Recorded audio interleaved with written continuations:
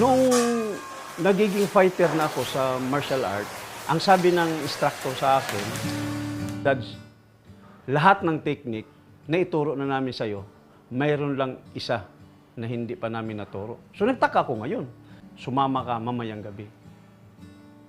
Doon pala nagsimula na yung doktrina. So doon na nag-umpisa. Hanggang halos natapos na namin yung doktrina, doon ko na napag-isip na marami palang ginawa doon sa Katoliko na wala doon sa Biblia.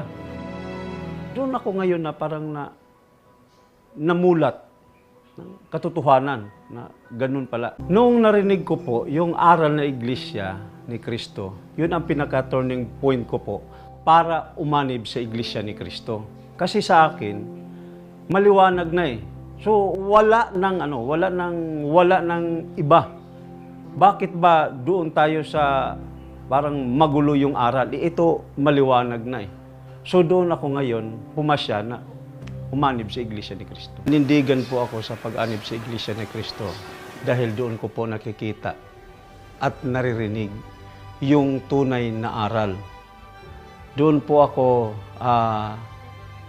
naliwanagan kung bakit ako nanindigan sa Iglesia ni Kristo.